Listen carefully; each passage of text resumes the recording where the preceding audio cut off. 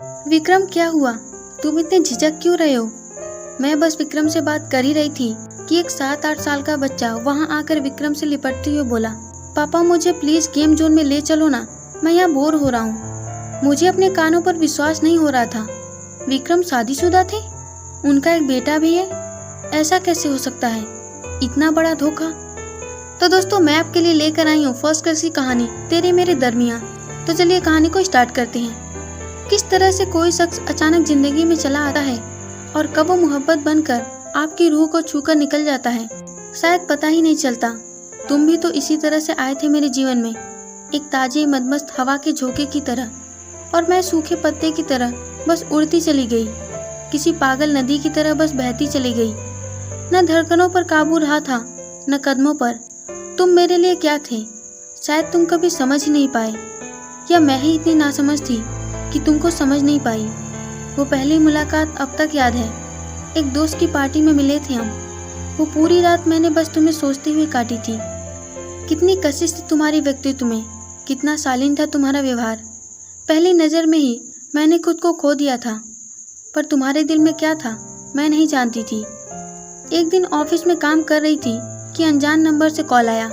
हाय, मैं विक्रम शर्मा बोल रहा हूँ। मैंने कहा, जी मैंने आपको पहचाना नहीं, क्या काम है कहिए। मैंने बेमन से जवाब दिया, आप रितु बोल रही हैं ना? हम उस दिन पार्टी में मिले थे। इतनी जल्दी भूल जाएंगी आप मुझे? मैंने सोचा नहीं था। ओह माय गॉड, आपका नाम अभी तक नहीं जानती थी मैं, इसीलिए नहीं पहचान पाई। मेरा नंबर कहाँ से मिला आपको? तुमने जवाब दिया, ढूंढने पर तो भगवान भी मिल जाता है। मैं सोच रहा था अगर आप आज शाम को मेरे साथ कॉफ़ी पी सके तो मेरी लाइफ बन जाएगी। मैंने भी स्वीकार करते हुए कहा, जी बात अगर आपकी लाइफ की है तो मैं मना कैसे कर सकती हूँ। न जाने उसकी बातों में क्या जादू था, मैं बस खींचती चली गई। उसके बाद न जाने ऐसी कितनी ही शामें हमने साथ गुजारी। मैंने तो कल्पना भी नहीं की थी कि मेरी पहली नज़र का प्यार मेरे लिए इतना बेकरार होगा। लेकिन पता नहीं मन में कहीं न कहीं मुझे यह महसूस होता था कि कहीं कुछ और सही नहीं है। तुम्हारा अचानक कहीं खो जाना, कुछ कहते कहते खुद को रोक लेना।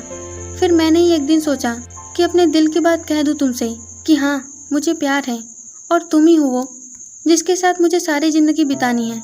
इतने में तुम्हारा भी फ़ोन आ गया कि शाम को कुछ ज़रूरी बात करनी है। मैंने सोचा तुम भी मुझे प्रपोज करने वाले हो। मेरी ज़िंदगी का सबसे हसीन दिन था वो। सोचा था दोपहर को शॉपिंग करने के बाद तुमसे कॉफ़ी हाउस में मिलूंगी, पर मेरे लिए ये किसी सरप्राइज से कम नहीं था कि तुम मुझे शॉपिंग मॉल में ही नजर आ गए थे। हाय विक्रम, देखो हम शाम को मिलने वाले थे, पर शायद भगवान भी नहीं चाहता कि अब हम और इंतजार करें। विक्रम क्या हुआ?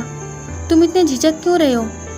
मैं बस विक्रम से बात कर ही रही थी कि एक 7-8 साल का बच्चा वहां आकर विक्रम से लिपटते हुए बोला, पापा मुझे प्लीज गेम जोन में ले चलो ना, मैं यहाँ बोर हो रहा हूँ।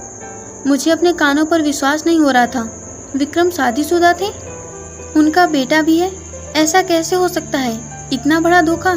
मेरी जिंदगी का सबसे हसीन दिन तो जैसे मेरे लिए जानलेवा साबित हो गया था। किसी तरह खुद को संभाला मैंने और विक्रम को बाय बोलकर चली आई। 1 महीने से ज़्यादा का समय हो गया। तुमने कई बार फ़ोन किया, मैसेज किए, पर मैंने न मैसेज पढ़े न ही फ़ोन का जवाब दिया। एक धोखेबाज शख्स से मैं कोई रिश्ता नहीं रखना चाहती थी। मेरी भावनाओं से खेलकर आखिर क्या मिला? यह तुम्हारा शौक होगा, लड़कियों को अपने आकर्षण में फंसाकर उनका इस्तेमाल करना। मैं समझ पाती पहले तो वो सब कुछ भी ना हुआ होता जो एक शाम हमारे बीच हुआ था। इतने में ही डोरबेल बजी। दरवाजा खोला तो हैरानी भी थी और गुस्सा भी। विक्रम, तुम अब क्या लेने आए हो? तुम्हें जो चाहिए था वो तो मिल ही चुका है ना, मेरा शरीर। बस यही तो चाहते हो तुम मर्द। तुमने कहा था, रितु मेरे प्यार को वासना का नाम देकर उसे गाली मत दो। तुम्हें मुझसे बात नहीं करनी मत करना, रिश्ता नहीं रखना मत रखना, पर एक बार सफाई देने का मौका तो दे ही सकती हो। मैंने कहा, सफाई? किस बात की? यही कहोगे ना कि तुम्हारी शादी कम उम्र में गांव के किसी लड़की से हो गई थी। तुम्हारी बीवी से तुम्हें प्यार नहीं, वो तुम्हें समझ नहीं पाती। अक्सर मर्द अपनी कमजोरियों को इसी तरह छिपाते हैं, अपनी बीवी को बदनाम करके नाजायज रिश्ते बनाते हैं। तुमने कहा, बस करो रितु।